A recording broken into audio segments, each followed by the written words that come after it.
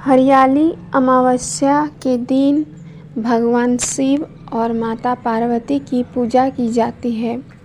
साथ ही इस दिन वृक्षारोपण और प्रकृति संरक्षण को प्रोत्साहित किया जाता है।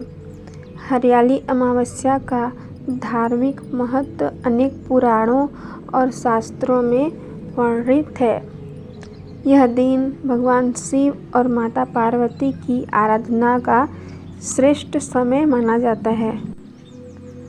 आइए जानते हैं हरियाली अमावस्या व्रत कथा। एक राजा था, उनका एक बेटा और बहू थी। एक दिन बहू ने मिठाई खाई और बदले में चूहा का नाम ले लिया।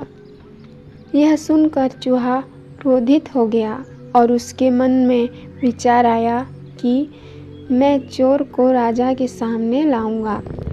एक दिन राजा के घर मेहमान आए और वह राजा के कमरे में सो रहा था। चूहे ने रानी के कपड़े ले लिए और उन्हें अतिथि के पास रख दिया।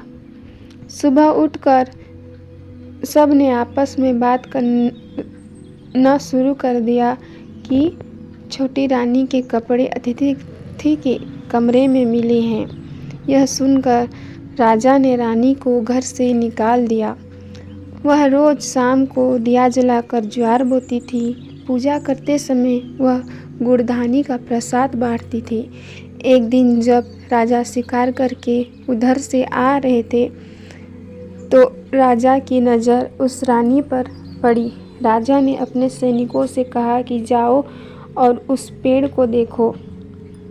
अगले दिन राजा के सैनिक पेड़ के पास आए और देखा कि दीपक आपस में बातें कर रहे हैं। दियों में से एक ने कहा कि मैं राजा के घर का हूँ।